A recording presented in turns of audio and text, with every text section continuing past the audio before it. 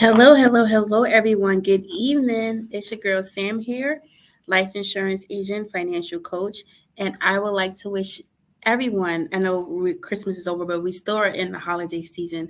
A very joyous and happy holiday.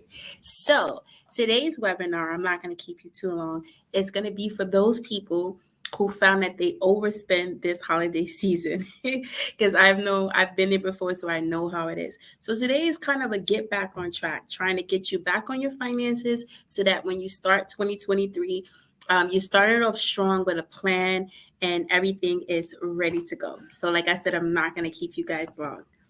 So let's get going. So, for those who don't know, my name is Shakira. I go by the name Sam. I am a life insurance agent, a financial educator, in which I help people understand finances. So, what I do is I help people from all walks of life get a good understanding of how finances work.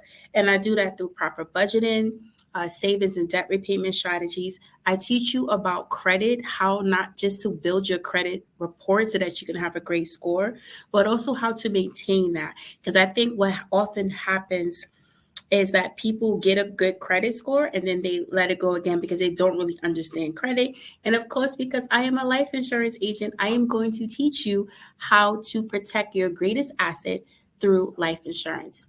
So let's go on with the slides. So this, like I said, this webinar is all about helping you get back on track with your finances after the holiday season. And if you have been following me or you're a fan of my podcast, you know that I dropped an episode last year called Don't Go Broke for Christmas, in which I shared with people in my community or whoever has downloaded the podcast, my personal story of how each year, each Christmas, I went completely broke buying my kids all these presents. It was so bad. I blew through bonuses. I went into my credit, and I even sometimes dabbled in my savings account to get my kids all these toys. And what I started noticing that they weren't even playing with it. So I made a conscious effort. I did a strategy to help me not overspend for Christmas, and I shared that with my viewers in my first and my second episode of my podcast. And it came back with such great reviews from different parents, whether they were single parents or they were married, sharing that, wow, we didn't realize we were doing that too. And what I did with my kids was that if I was to say to buy them 10 toys, I would buy them 9. One would be donated, and then I started getting more strategic with it. So I would say instead of getting 10, you'll get 8. The money I spent for one would go towards either your 529 account or an investment. And then the other, again, the toy would go to someone less than fortunate. And then it grew to a point where I just took away the toys. I got what you needed, and I left the toys buy-in to grandparents, which is what they're here for, so that I won't be too pressured around Christmas time trying to get all this stuff.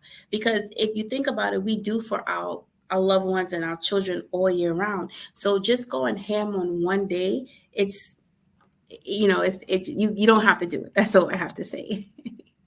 So let's go to the next page. So who am I? For those who don't know, like I said, I'm a life insurance agent, a financial educator. I'm studying at Boston University for my CFP, which is a certified financial planner. My passion is to help those within my community understand finances from the most basic level. You see, personal finance is not hard. It's just starting that gets kind of challenging and difficult. So when I host sessions with my clients, I help them start where they are, develop a plan, create a strategy so that they can take control of their finances.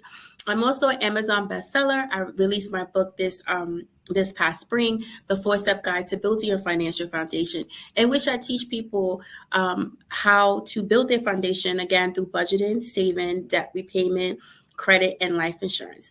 And again, I am all about helping people build a financial foundation. I teach monthly workshops virtually for churches and for schools. So if you need someone to come on and teach, I also do a family legacy planning where I'll come in and speak to your family about the next legacy that we're trying to create. So let's get to the nitty gritty of it, because you didn't come here just to talk to me. You came here to find out how you can get back on track with your spending after Christmas. So there's going to be 3 steps you're going to take. I'm going to keep it real simple, 3 steps. The first step is you're going to find out exactly how much you spent. Not a guesstimate, not an estimate, exactly how much you spent. So that will mean you will have to go through your credit card statements, You would have to go to your bank account statements, and you would have to look for any receipts that you may have purchased stuff. This is going to be important because in order for you to understand really if you overspent, you have to know how much you spent. So you need to do a little digging, a little researching, and find out how much money you actually spent on Christmas present. And if you can't get the exact amount, get as close to possible. And when I mean Christmas, I don't just mean presents. I mean presents, food, decorations, entertainment, travel. You need to understand how much you spent. And this is going to be important for two reasons.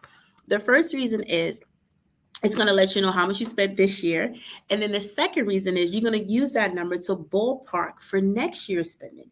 You might want to add an extra 10%. And that is how are you going to position yourself next year not to go over budget. So you're going to say, well, let's say this year we spend $1,400 because that is the average what Americans spend each Christmas on between gifts and travel and everything. You spend $1,400. Let's say next year you're going to spend about $1,600. So now when January hits, after you recover from the extra spending, you start to make a plan to have that money put away in a separate account so that when Christmas comes, you're not dipping into your current income, you're dipping into that savings bucket that you created. The next thing you want to do is you want to be aware of any upcoming bills that you may have coming up. You see, this is going to be key because you don't want to start planning to pay back credit cards or put money back in savings and then have to spend it again because you forgot about upcoming bills. So make sure you have an idea of what your upcoming bills are and write that down. And then thirdly, you are going to recreate your budget and spending plan. Now, if you do not have a budget and spending plan, that's okay. We can get you set up for that. But you would like to start one. And if you have one, you want to recreate it. So Sam, what do you mean by recreate my budget and spending plan? So what I mean by that is if you normally allocate 20% of your spending plan to entertainment, and going out and having fun, you may want to scale that back a little bit and take maybe 10% of that and put it towards repaying back credit cards or replenishing savings account that you may have dipped into. So that's what I mean by recreate your budget and spending plan.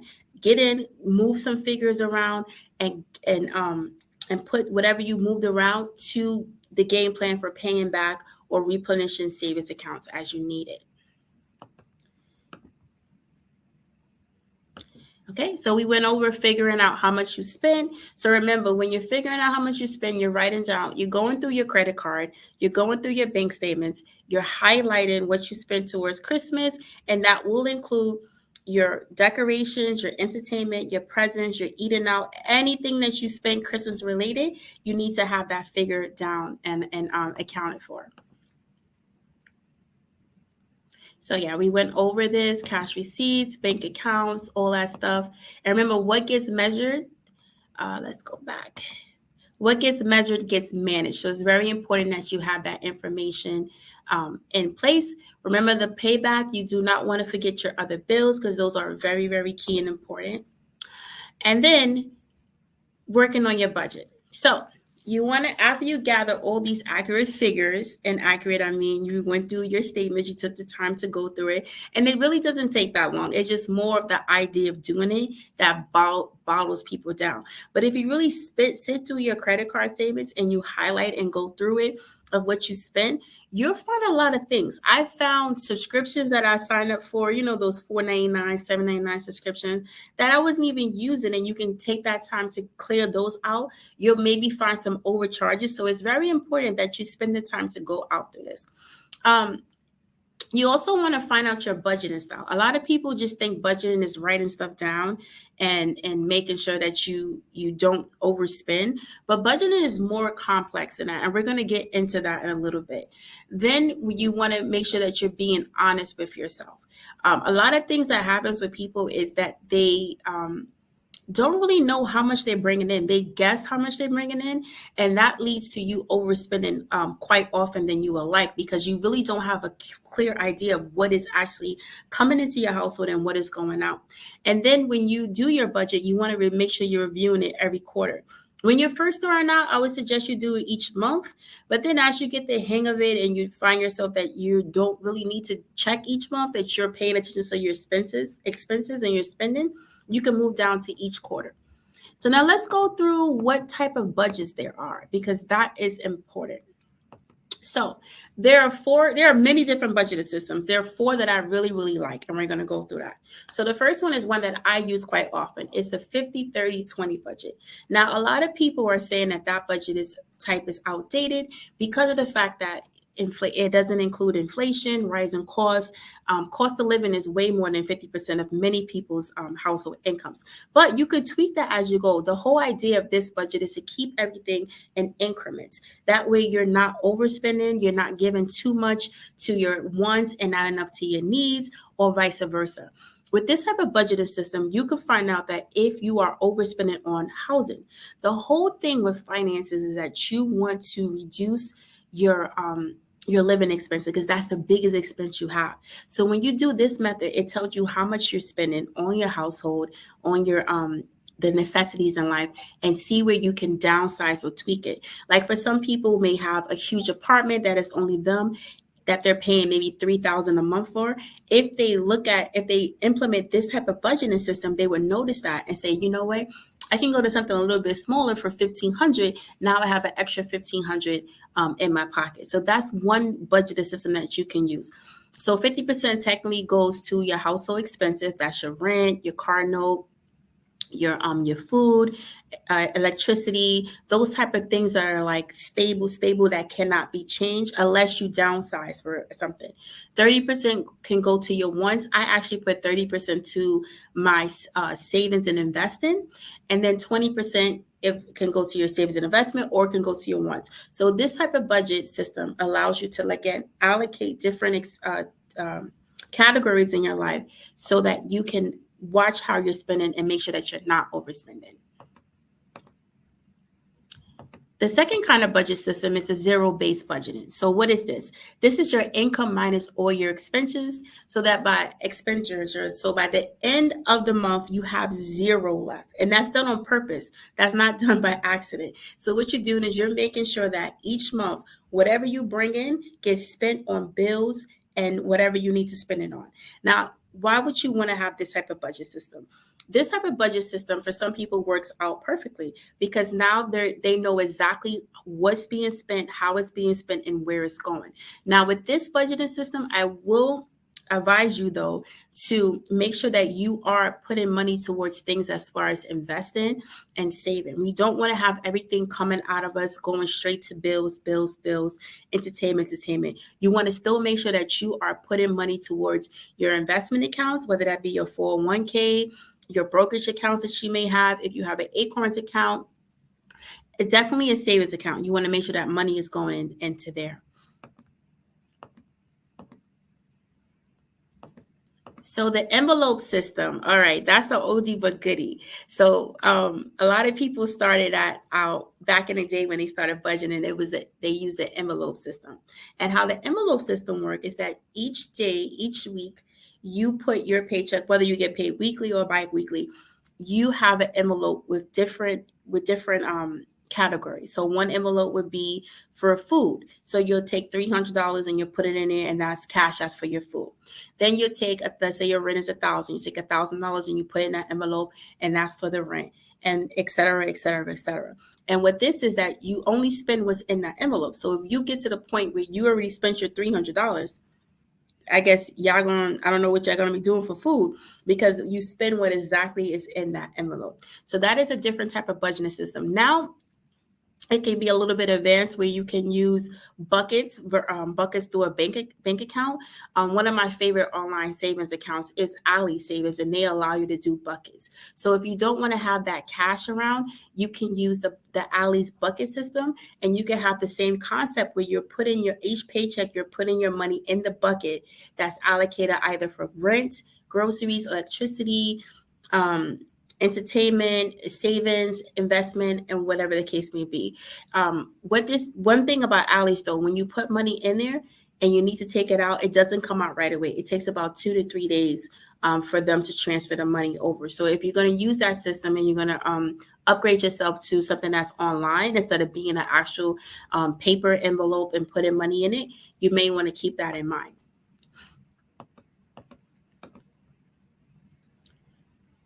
Let's go back.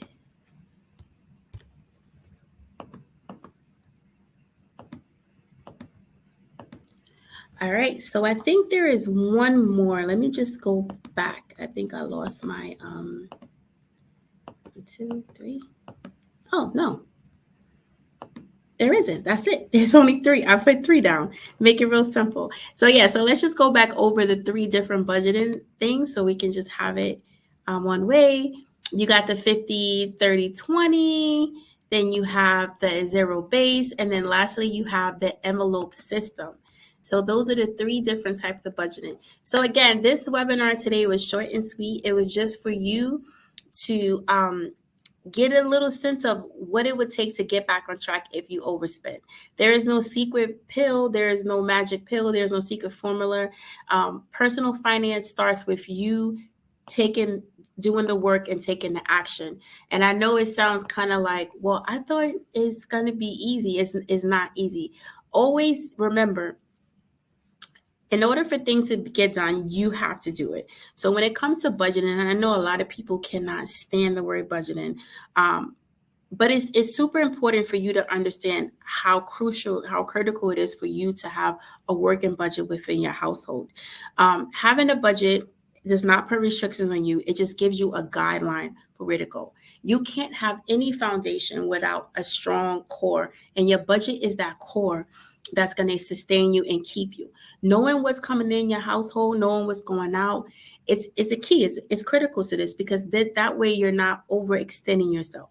Find your budgeting system that works for you. I just gave you three: the 50, 30, 20, the zero based budgeting, and then the envelope system. Find the way that works best for you. There are many other budgets out there in the world, but find the way that works best for you. If you found that you overspent this holiday season, remember the beginning of the seminar, we went over three different things you could do. Find out exactly how much you spend, find out what bills are coming on, and then you recreate your budget and you make your plan to go from there. And once you find out that amount, you need to use that as a ballpark figure for next year, so that next year you're a little bit ahead of the game when it comes to Christmas time. Now, let me tell you something. Most people are not going to be like me and say, I'm not buying my kids any toys for Christmas. Or if you're a grandparent, you're the one that's buying the toys. It's better that you be prepared before the day comes than to wait and be scrambling and stressing yourself out over budgeting. Christmas is a time of love and joy and celebration. And one of the ways that we show our love is through presents. So we cannot credit that. But it's better that we are prepared before it comes, so that when Christmas comes, we are able to really enjoy our family, really enjoy our children, really enjoy our grandchildren, our nieces and nephews and cousins without feeling that pinch of stress. So this is your girl Sam here. You can follow me on Instagram at IamSam_18. Subscribe to my wealth YouTube channel at Wealth Talks with Sam. And if you would like to work with me, if you need help with your budget, you need help finding a strategy, you can always send me a message and I'll be more than happy to set up an appointment with you. Until then, everyone have a great night, and